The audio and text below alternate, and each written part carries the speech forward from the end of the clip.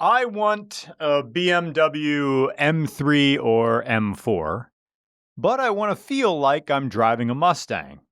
I want to look like I'm driving an Infiniti and sound like a Toyota Tacoma with a cheap exhaust. I don't want a V8, and I want to pay $70,000. I love LA. The stars upon the ground on Marshfield Way. A dream that's safe to have but not to say. A different line, another face. 2016 Cadillac ATS-V. If weed is still legal in your state, put it here. In 2016, Cadillac was still believing their enabling yes men. Oh, you're right, boss. Oh, yes. Yes, keep building fast, trendy cars. And the 18 to 29, they're demo. They'll buy them. Yes, stay the course. You got it. Yes, 9 inches. Yes, just like a GTR. Just like a GTR. Well, okay. This is a twin turbo. It is 6-speed manual. It is rear-wheel drive. And there's lots of power in the upper rev range. So, yes, it's very un-American.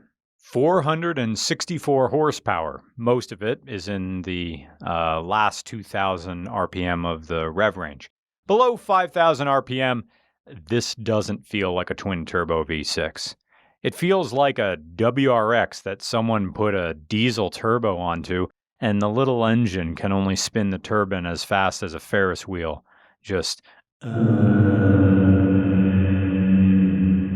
then, at 5 to 5,500 RPM... This is good. There it is. Now, it's almost Honda-esque at the top there, where you have to ask for... There's not a lot of power down low. Well, we'll find out if we go all the way to 5th at 40, and yeah, just like a turbo engine. I'm flat on the floor.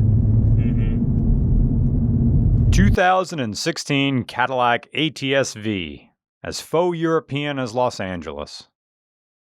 Okay, what do you want? Do you want speed or do you want luxury? Do you want performance or do you want comfort? Where do you want to eat?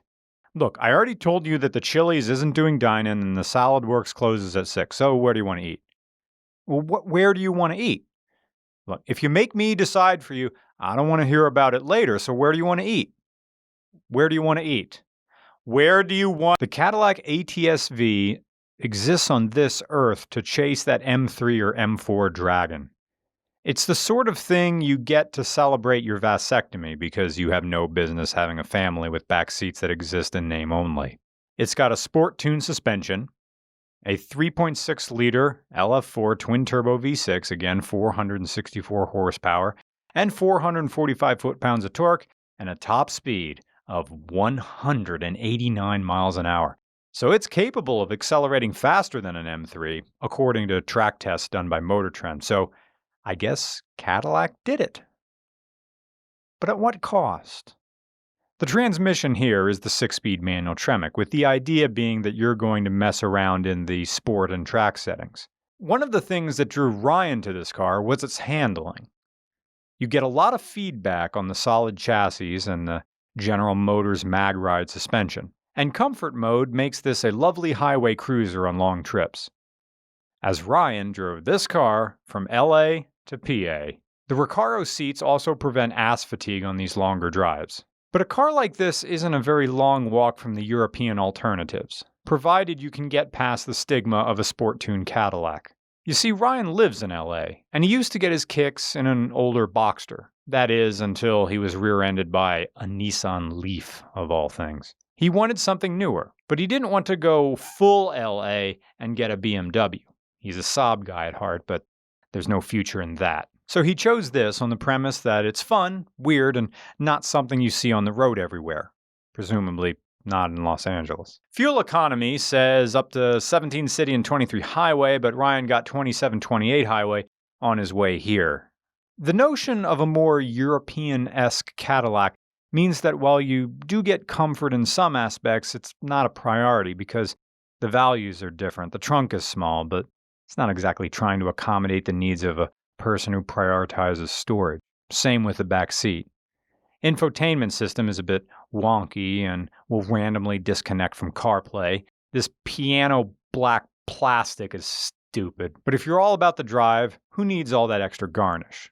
The gauge cluster is whatever, but you do get a heads-up display and standard performance data recording like the Corvette, so it balances out. It almost feels like the goal with the ATS-V is not to appeal to an entirely new segment, but to simply be better than an M3. If we can just beat the M3, we'll be happy.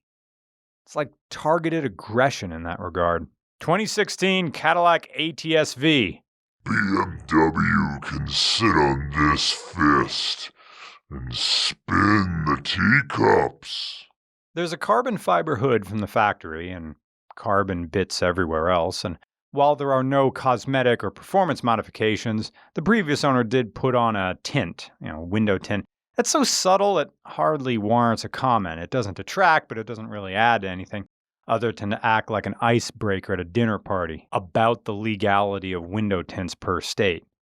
For the record, Pennsylvania law requires 70% visible light transmission into the vehicle. But it varies by state and also varies by which window you're tinting, so don't expect to pull a Blink 182 in the great state of Pennsylvania, the Commonwealth of Pennsylvania, without being seen. Can't take off your pants and jacket here. The ATS-V is based on the General Motors Alpha platform that debuted with the CTS.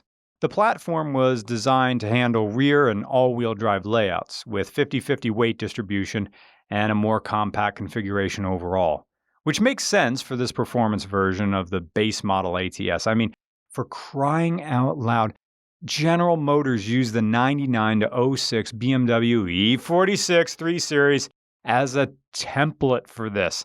And what they got was a car that could go from 0 to 60 in 3.8 seconds.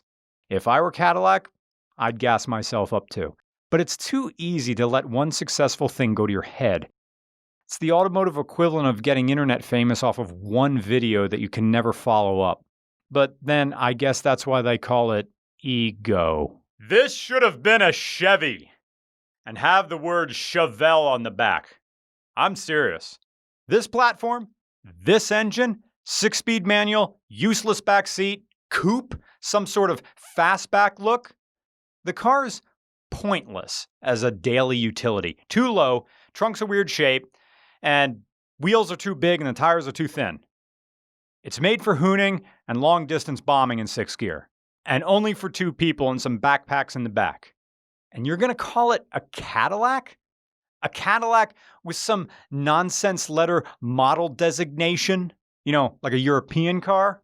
A name like that, look, what 25-year-old wants to cosplay as a NEPA homeowner who starts every 2020 conversation with, "I've never seen anything like this before. I've never seen anything like this before." Oh, shut up. You're boring me. You're a bore. A Cadillac driving, eggplant parmesan eating, red table wine slurping, snail mail sending, robocall answering, instant coffee liking, username and password forgetting, going inside to the bank to withdraw cash, and on the way out, you take a dum-dum lollipop and announce that it's for my wife, and then you wink exaggeratedly. You're a Cadillac bore. How does it feel knowing that your entire personality can be extrapolated from Family Circus and Marmaduke? You're as predictable as a summer thunderstorm. And that's why GM fails continuously to capture the youth market with this brand. But if this car said Chevelle, imagine that. Imagine the big sedan could still say Caddy, but the tiny turbo V6 coupe, Chevelle. Now we're on to something. I mean, Dodge successfully turned tricks with a Merc platform for a decade because it said Challenger. GM's Camaro gets markup after markup. Why not Chevelle? A car for hooning, being disrespectful, cross-country bombing. Anyway, they wouldn't listen to me. This Does it have adaptive suspension or just regular suspension? It is the GM Mag Ride suspension, so Okay. adaptive. So we're gonna see how it handles this bit, because this bumpy uphill tests a lot of cars. It's firm, but it's not crashy. I heard some sort of, what is that chatter going on down there? Great question. This is good. Thanks. This is good. Crappy Pennsylvania roads, it is handling it. Rust Belt Randy doesn't think about cars like this, because Cadillacs suffer from either having neither the everyman reputation that would appeal to a larger consumer base, nor do they have the performance reputation that would appeal to track bros and tuner culture. There's something about a Cadillac that suggests the uncracked driveway of a television anchor. It gives off the impression of a moralizing celebrity, the teeming streets of Los Angeles, and the people who wear virtue like a tailored suit. The worst role models tend to be the people who make it their specific goal to be viewed as one. It's like nicknames. You can't nickname yourself. People have to bestow one onto you. You can act like a role model, but whether or not you become one depends on who you actually inspire in a positive, non-destructive way. Cadillac can try to surpass the M cars, but the effort shows. And in a cynical era, effort is too often equated with desperation. And, like a high schooler trying to get a date to the prom, desperate is a hard tag to peel off. But, speed up. Actually, no. We're both going to stay here. Okay, here's what we're going to do. We both have the green. We're, cement truck. Well, anyway, we're both going to boogie away from this light to give ourselves some time. Obviously, you're way faster than a Forester. This Forester, I'm going to give it all she's got. You can easily pass us, and we're going to continue this reverse money shot. Right? Here we go.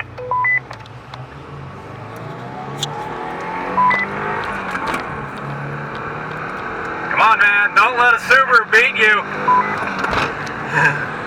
She's got. But I know I could come home.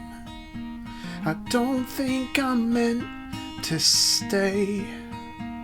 But I know I could come home if home weren't so far away.